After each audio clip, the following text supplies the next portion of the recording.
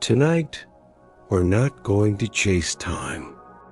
We're going to let it drift, the way a quiet evening settles, without asking anything from you. If your thoughts feel a little restless, if your mind keeps moving from one thing to another, then come with me to a small town where the clock stopped. And strangely, everything felt more peaceful because of it. There's nothing to solve here, nothing to figure out, just a gentle story to help your mind slow down and your body soften as sleep finds you. Naturally, it was a soft kind of morning in Milford Junction, the kind where the light arrives slowly, almost as if it doesn't want to disturb anything. A thin layer of mist rested along the quiet streets, and the rooftops held on to the last coolness of the night. And high above the center of town, on the old brick clock tower beside the church, the town clock stood exactly as it always had, round, pale, dependable. At least, that's what everyone assumed. Now, if you had been there that morning, standing near the bakery where the smell of fresh bread drifted gently into the air, you might have looked up, just briefly, without much thought. And you might have noticed something small. The hands of the clock were resting at 8:17, not moving, not ticking, just resting. But mornings in Milford Junction were never hurried, and so no one thought much of it. At first, Mrs. Eleanor Hayes, who always arrived early at the bakery, wiped her hands on her apron and stepped outside for a breath of air. She looked up, as she often did. She murmured softly. Feels like it should be closer to 9. But she didn't check her watch. She didn't rush. Instead, she simply nodded to herself, as if time, like everything else in town, was allowed to take its own pace. And inside the bakery, the bread continued to rise, just as it always had. And in that quiet way, the day began now, a little further down the street, just past the hardware store with its creaky wooden sign. There was a bench, a simple bench, worn smooth from years of sitting, and every morning, without fail, Mr. Arthur Bell would sit there. He was not a man in a hurry, nor a man with many words, but he did have one small habit. He liked to look at the clock, not for urgency, not for schedules, but simply to mark the passing of the day. And so, as he settled onto the bench that morning, he placed his hat gently beside him, folded his hands, and looked up. 8:17. He blinked once, slowly, then again. Well now, he said under his breath, either on early or it's taking its time.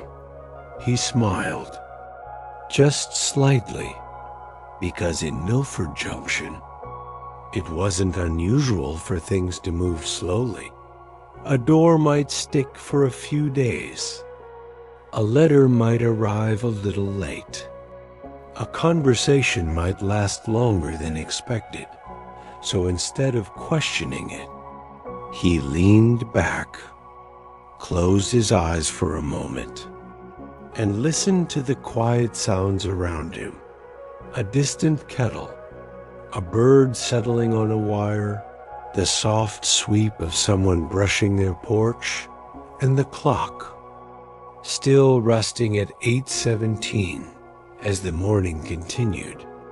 The bakery grew warmer, fuller, softer somehow. The bell above the door gave its gentle ring each time someone entered. "Morning, Eleanor, morning. Smells lovely as always." "Oh, it's just the bread doing what it does." And somewhere between the first loaf and the second batch of pastries, someone mentioned the clock again. "I think it's stuck," said Thomas, who came in every morning for the same cup of tea. Mrs. Hayes glanced out the window, still 8:17. She tilted her head slightly. "Well?" she said after a pause. "It's not bothering anyone, is it?" Thomas considered that. He took a slow sip of his tea. "No, I suppose it isn't." And so the conversation drifted, just like that, toward the softness of the bread, the weather, and whether the afternoon might bring a little sunshine.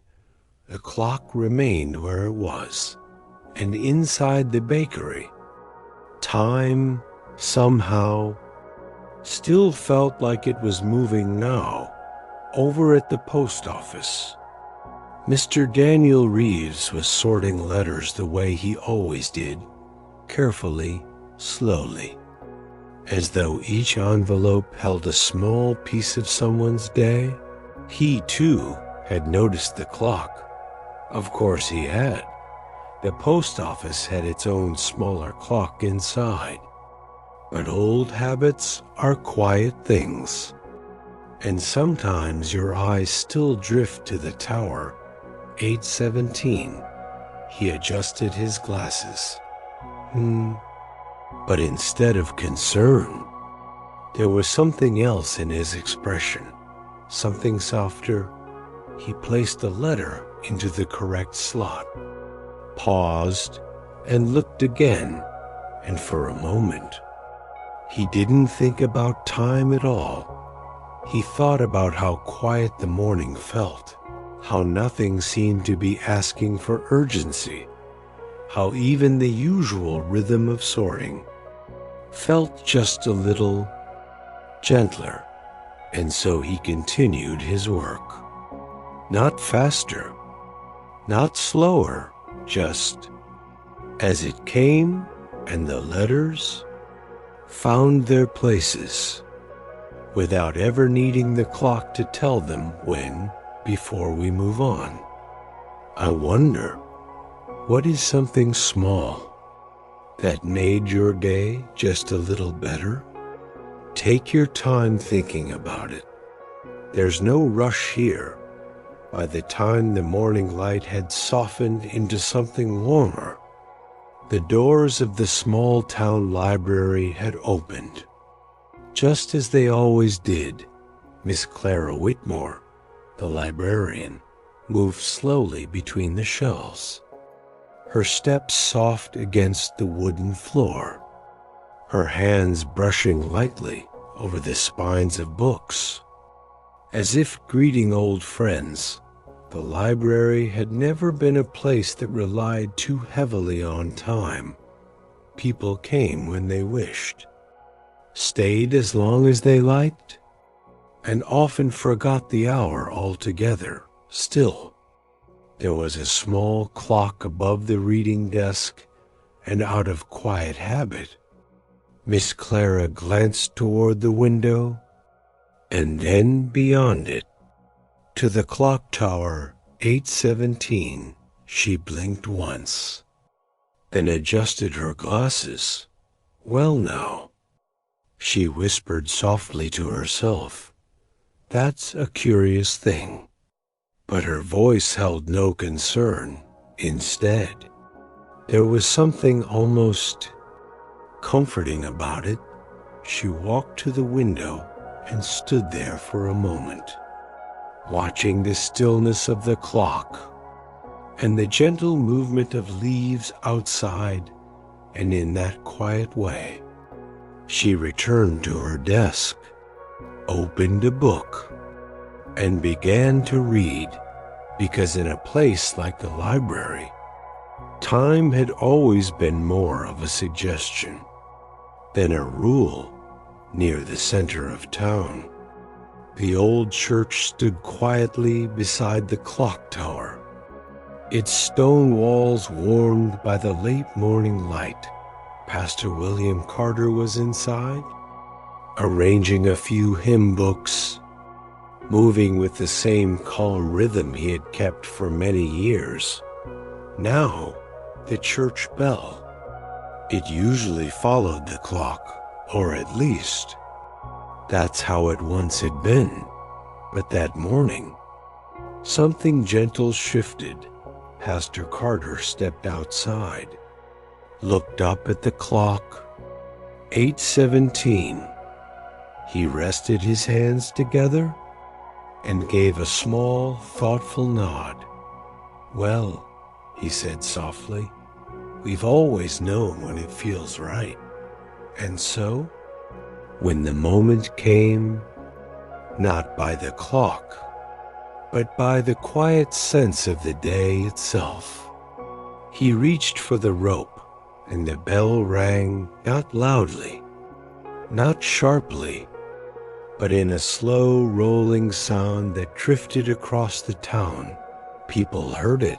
Some paused, some smiled, and no one asked if it was early or late, asterisk, because somehow it felt exactly on time.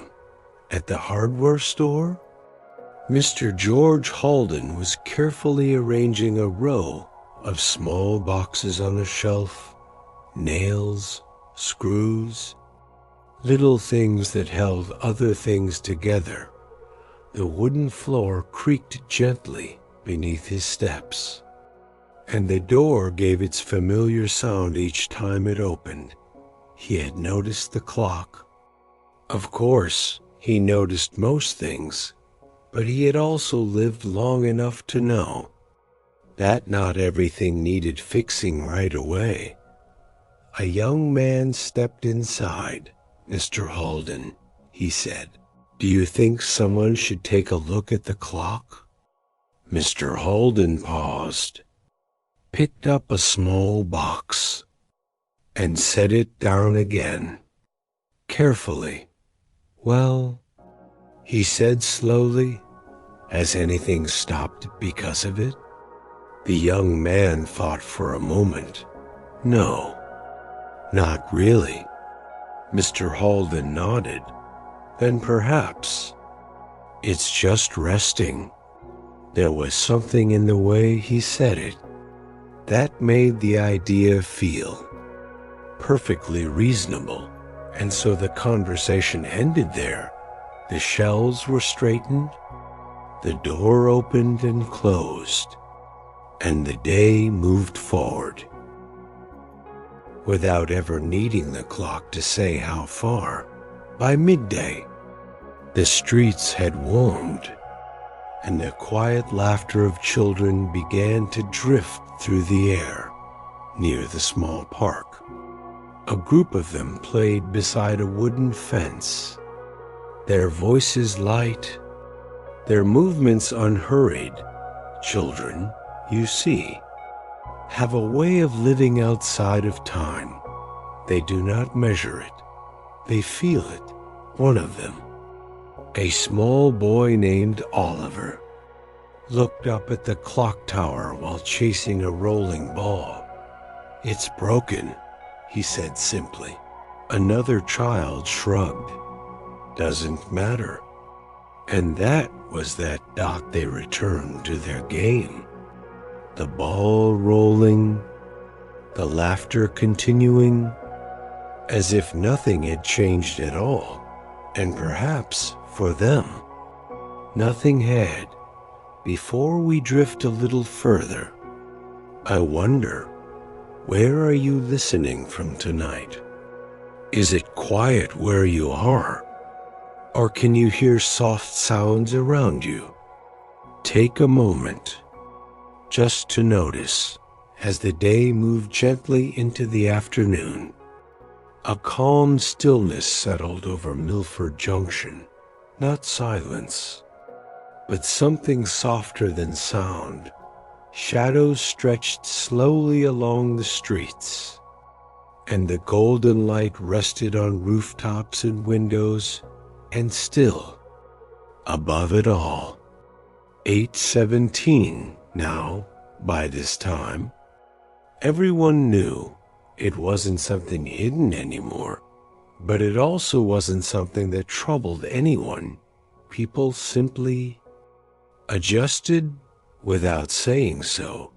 They lingered a little longer in conversations, walked a little slower between places, sat a little more comfortably in their chairs, and in that quiet way, the absence of time began to feel like a kind of gift.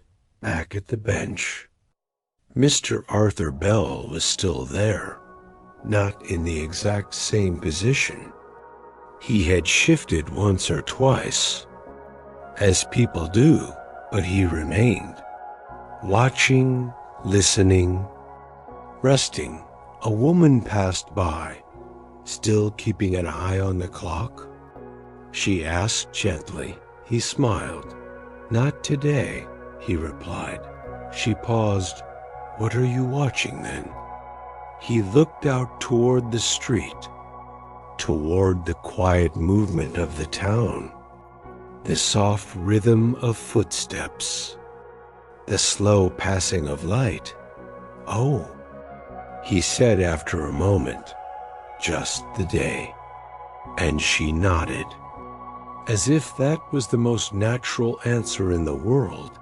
As the sun began to lower, there was no chime to mark the hour, no movement of hands to announce the change, and yet everyone seemed to know. The bakery lights softened, the post office grew quiet, the library doors closed with a gentle click, and the sky slowly turned to shades of warm amber and soft blue. Time, it seemed, had not disappeared at all. It had simply become something you felt, instead of something you checked. Before we continue, what is your favorite quiet moment of the day? Is it early morning, late evening, or somewhere in between? You don't need to answer out loud. Just let the thought drift gently as the light softened further. Small lamps began to glow in windows across Milford Junction, not all at once, but one by one, as if each home had its own quiet understanding of when evening had arrived. Mrs. Eleanor Hayes stood near the bakery window, wiping the last bit of flour from the wooden counter. She paused and looked outside. The street was calm, bathed in that gentle in-between light. Not quite day, not quite night, and above it all, the clock still rested. At 8:17, she smiled, just slightly. "Well," she said to herself, "we made it through the day just fine." There was no sense of something missing, no urgency that had gone unanswered, just the day that had unfolded quietly, without being measured. She turned the sign on the door to closed and stepped outside for a moment, letting the cool air settle around her, and in that quiet way, evening began to feel complete. Inside the homes along Maple Street, small dinners were being prepared, nothing elaborate, just warm, simple meals. the kind that filled both the room and the heart in one home. Mr. and Mrs. Turner sat across from each other at a wooden table. "Feels a bit late," Mrs. Turner said gently. "Or maybe early," Mr. Turner replied with a soft chuckle. They both glanced toward the window, as if they might catch a glimpse of the clock from there, but instead, they saw the sky, fading slowly into deeper shades. "Well," she said after a pause, "we're hungry." He nodded, and that was all the decision they needed. They began their meal, not by the time on a clock, but by the quiet signals of the day itself. And somehow, everything felt just right. Out on the streets, the gentle sounds of the day began to fade. Footsteps grew fewer, doors closed softly, voices lowered into calm evening tones. There was no bell to mark the hour, no ticking to guide the transition, and yet, the town seemed to know exactly what to do. A shopkeeper closed his shutters. A woman watered her plants for the last time that day. A man paused on his porch, just to take in the quiet, and above them all, the clock did not move, but the town did, not in a rush, not with any urgency, but in a slow, natural rhythm that needed no instruction. As darkness settled in, the sky opened into a deep, gentle blue, and the first stars appeared, quietly. Without announcement, children were tucked into bed, their voices fading into soft whispers, then into sleep. Windows dimmed, curtains were drawn, and the town began to rest. Mr. Arthur Bell, still near his bench, looked up one last time at the clock. 8:17. He tilted his head and gave a small, thoughtful smile. "Stayed there all day," he said softly, but there was no frustration in his voice, only a kind of quiet acceptance, as if the clock had simply chosen to take a day off. He stood slowly, placed his hat back on his head, and made his way home, step by step, before we drift deeper into the night. I wonder, what does your evening usually feel like? Is it quiet or filled with soft sounds? Take a moment just to notice the space around you late into the night, when most of Milford Junction had already fallen asleep. The clock tower stood quietly, bathed in soft moonlight. Its face, pale and still, reflected just enough light to be seen, but not enough to demand attention. There was no ticking, no movement, just stillness. And in that stillness, there was something peaceful, as if the clock, for the first time in many years, was not responsible for anything at all.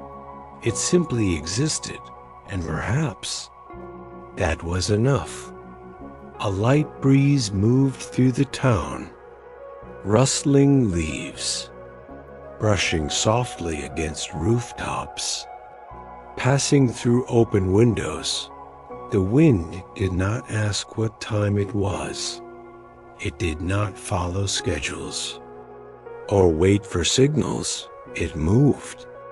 When it moved, and as it passed the clock tower, it made no effort to change it, no attempt to wake it. It simply continued on, touching everything gently, before fading into the quiet night By now, Milford Junction was fully at rest. The bakery was dark, the post office silent, the library still, even the bench. Empty beneath the quiet sky, and inside each home, people slept, not thinking about the clock, not wondering about its hands, because the day had come and gone, just as it always did, only this time it had done so without being counted. Before we continue, asterisk, what is something you don't need to rush anymore? You can let that thought settle, just like the town has settled into the night, and then, slowly, gently, morning began again, not announced by a ticking clock, not marked by moving hands, but by the soft return of light. Birds stirred, windows brightened, the mist returned, just slightly, resting along the quiet streets, and above it all, the clock still read 8:17, but something had changed, not in the clock, but in the town, because now, no one expected it to move, and somehow, that made everything feel even calmer. People woke, stepped outside, and began their routines once more. The bakery opened, the post office sorted letters, the library welcomed quiet readers, and not a single person reached for the clock. They moved by feeling, by light, by habit, by the gentle rhythm of their lives, and in that quiet way, the second day began, just as peacefully as the first. By the second morning, something small had already changed in Milford Junction, not in the streets, not in the buildings, not even in the quiet routines that continued just as they always had, but in the way people moved.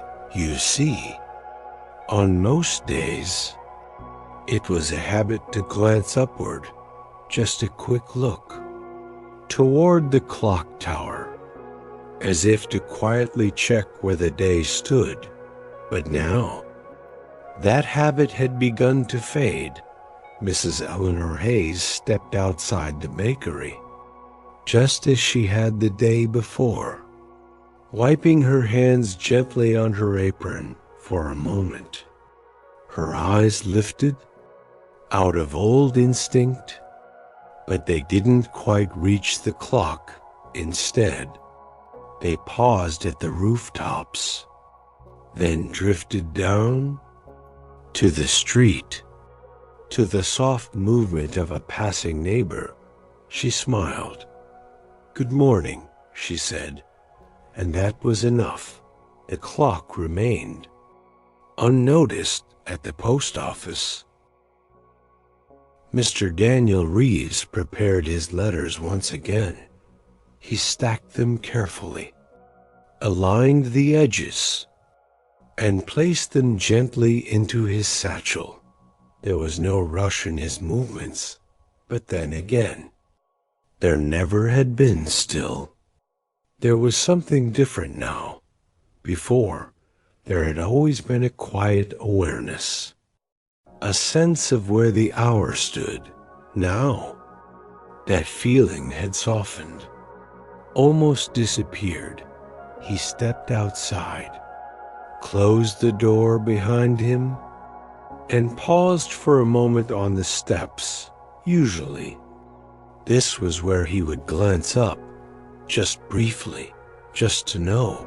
But instead, he looked down the street. The sunlight rested on the cobblestones. A bird hopped along the edge of the path.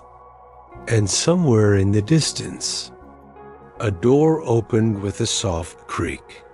"Well," he said quietly, seems like a good time to begin. And with that, he started his route, not guided by minutes, but by the simple feeling of the day unfolding. Inside the library, Miss Clara Whitmore sat behind her desk, a book open gently before her. The room was quiet. As always, a reader sat near the window, turning pages slowly, without hurry, and above the desk, the small clock on the wall ticked quietly, but no one looked at it. Not once. Books were borrowed and returned, without mention of dates or times. Take as long as you need, Miss Clara said soft-lido, a young woman holding a novel close to her chest. Thank you, the woman replied, and she meant it, because there was something deeply comforting about not needing to measure how long something should last. The pages would be read when they were ready to be read and returned. When the story had settled, and in that quiet way, the library felt even more like a place outside of time. Before we go on, I wonder, have you ever had a moment where you forgot to check the time, and it felt just a little lighter? Let that thought drift gently. At the hardware store, Mr. George Halden moved slowly between the shelves. He adjusted a row of tools, ran a cloth over the counter, and stood for a moment near the door. A customer approached. Will you be closing soon? The man asked. Mr. Halden considered this. He looked outside at the soft angle of the light, the length of the shadows stretching across the street. Then he looked back at the man with a calm expression. Soon enough, he said gently, and the man nodded, as if that answer made perfect sense, because somehow it did.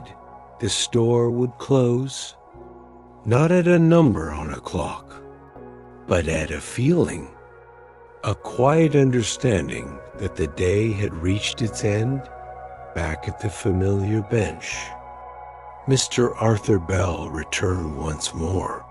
He sat down, placed his hat beside him, and folded his hands for a long moment. He simply breathed. The town moved softly around him.